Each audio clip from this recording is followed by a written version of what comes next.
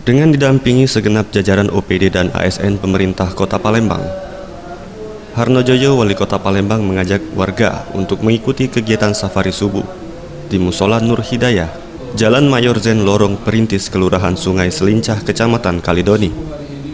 Ketika ditemui, Harnojoyo, Wali Kota Palembang, mengatakan kegiatan safari subuh merupakan kegiatan yang dilakukan guna memakmurkan masjid dan musola di Palembang, dan juga untuk memotivasi umat muslim di Palembang dalam memenuhi kewajiban untuk sholat berjamaah.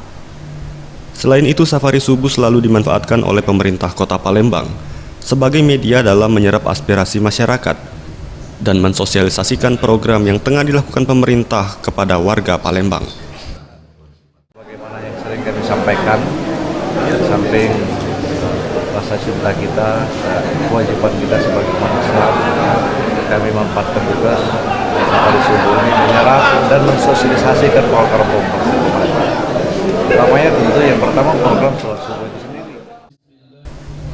Diharapkan pada setiap program safari subuh digelar, masyarakat diminta untuk menyampaikan aspirasinya karena dapat diterima secara langsung oleh pemerintah. Tim Liputan Sriwijaya TV.